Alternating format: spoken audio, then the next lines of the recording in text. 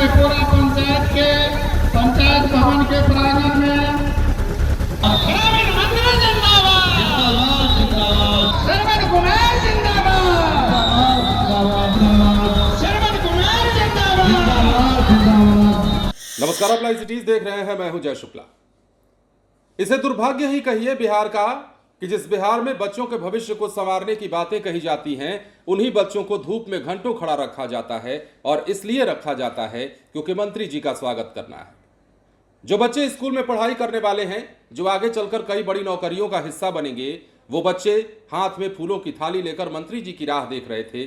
मंत्री जी देर से आए या फिर समय से भी आए तो पहले से ही उन्हें रखा गया था खड़ा, और वो पसीने से तरबतर रहे। स्कूल की लड़कियां हैं, स्कूल की बच्चियां हैं, हाथों में फूलों की थाली है और मंत्री जी का कड़े धूप में स्वागत के लिए इंतजार कर रही है। और जानते हैं इसमें सबसे दुखद बात क्या है? सबसे दुखद बात यह है कि यह सब कुछ एक शिक्षा अधिकारी की मौजूदगी में होता है। बीईओ साहब वहां होते हैं और देख रहे होते हैं। जो शिक्षा विभाग बच्चों के उज्जवल भविष्य की कामना तथा कथित तौर पर मुंह से करता है, उसी शिक्षा विभाग के अधिकारी के सामने बच्चों को मंत्री के स्वागत के लिए लगाया गया।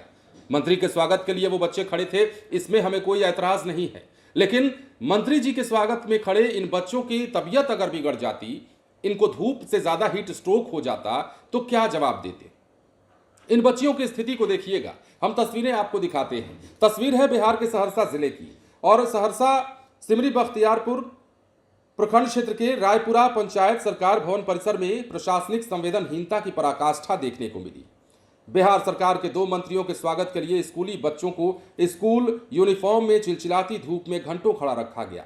सबसे हैरान करने वाली बात यह रही कि जिस शिक्षा विभाग के कंधे पर बच्चों के भविष्य और उज्जवल अधिकारों की जिम्मेदारी है, उसी विभाग के प्रखंड शिक्षा पदाधिकारी खुद भी इस पूरे सम्मान समारोह में मौजूद रहे और उनकी आंखों के सामने यह पूरा तमाशा चलता रहा।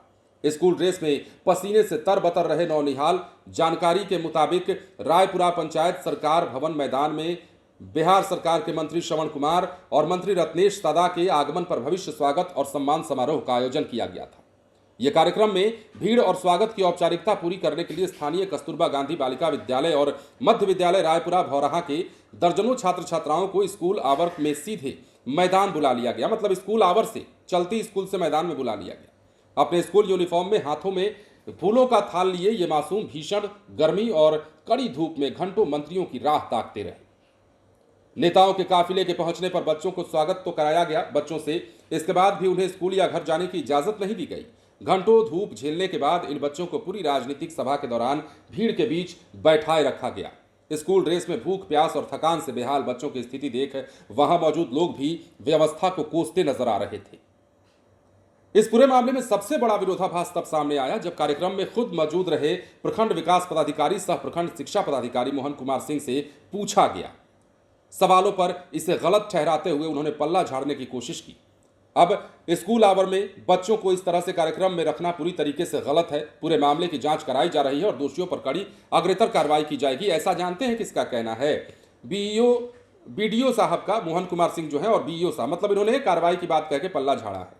अब स्थानीय लोगों के बीच यह सवाल तेजी से गूंज रहा है कि जब खुद प्रखंड शिक्षा पदाधिकारी समारोह में मौजूद थे और उनकी आंखों के सामने स्कूल यूनिफॉर्म में तप रहे बच्चों को क्यों नहीं रोका गया?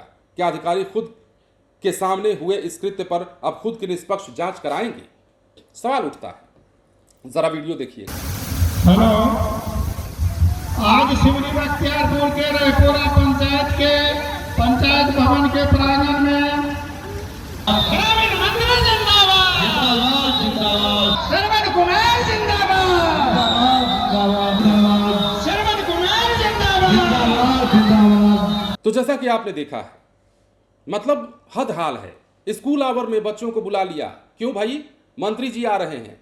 कौन है मंत्री जी? क्या मतलब मंत्री जी भी इंसान ही होते हैं ना भैया। हाँ, सम्माननीय हैं, आदरणीय हैं, लेकिन ऐसा भी तो नहीं है कि उनके लिए कोई छोटा सा नौनिहाल बच्चा स्कूल में पढ़ने वाला घंटों धूप में खड़ा रहे, प्रार्थना करते रहे कि हे भगवान मंत्री जी आ जाए। स्कूल के बच्चे थे, हाथ में थाली लेकर खड़े थे, धूप तेज थी, बीमार हो जाते या फिर वैसे भी स्कूल छोड़कर आए थे, क्या जरूरत थी? अब इसके बाद तो सवाल पूछना बनता है ना भैया कि बिहार में सिस्टम। चलिए, बने रहिए लाइव सिटीज के साथ। धन्यवाद।